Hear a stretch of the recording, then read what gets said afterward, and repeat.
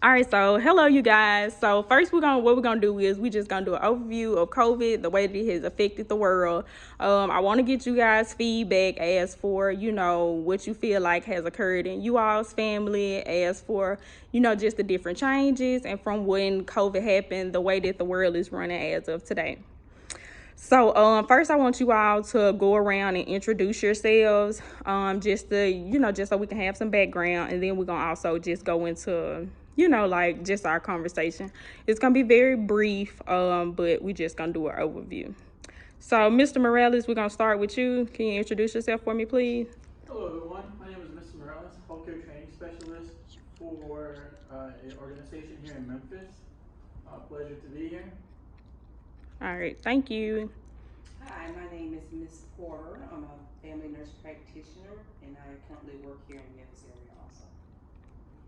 Hey, my name is Mandy. I'm a registered nurse and I work also in Memphis, Tennessee. Hi, my name is Miss Sams. I'm an LPN and I also work here in Memphis, Tennessee. Thank you.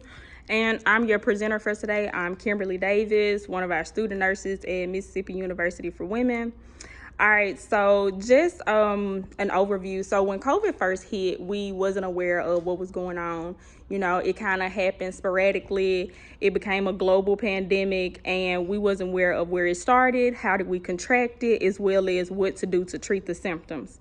We started noticing that our elderly, as well as our children, they were dying. They were getting really, really sick, going into the hospital. It was nothing people really could do.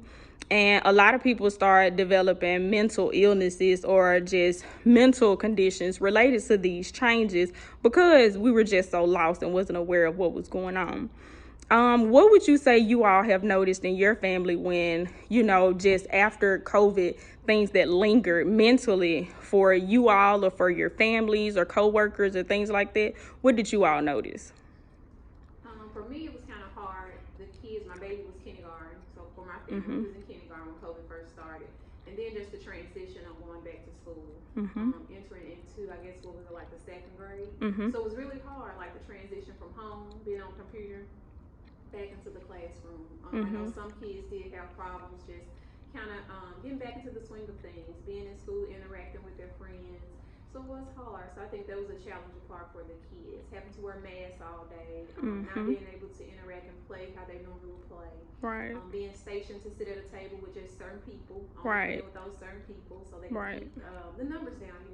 Kids contacted COVID within school. So I think that was the hardest thing for Yes. me during that time. Right. The social isolation also changed a lot with our children because they were so used to being so rambunctious, being outside, playing with their friends, touching things that they probably shouldn't have. So they were used to things like that, and it started to spill off into just not classroom, but at home as well.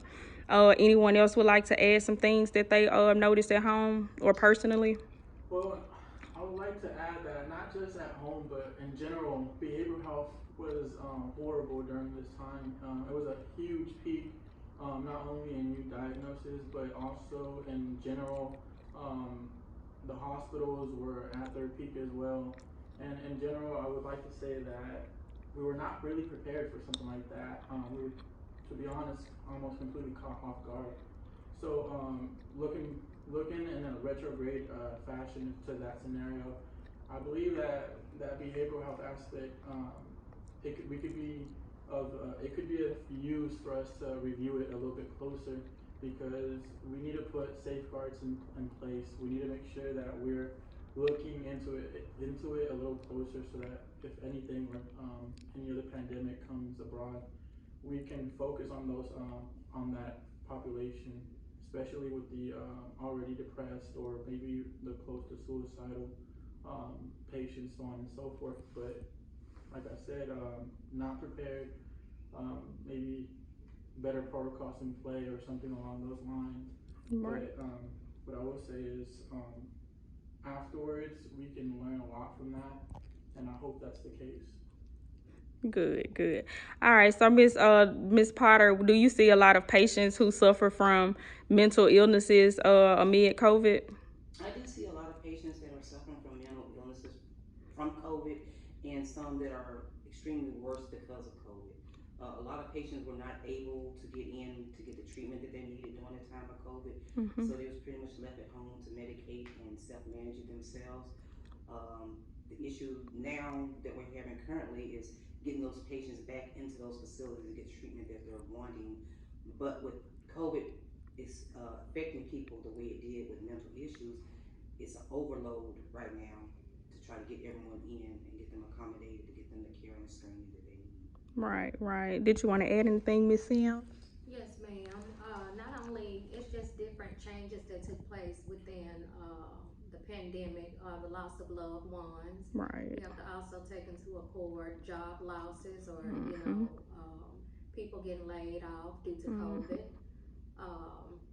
And still having to go on your daily routines, such as going to work or taking care of your family and your loved ones when things like that take place. You know? Right. So it was just, like to piggyback off of him, no one was really prepared for anything like this. Right. So I'm sure all of us can testify to some degree how it has affected us. Right. I agree. I want to say thank y'all. We do have resources that are available. They're available online as well as here in the Memphis area. And they have, like behavioral health specialists that can help during these times.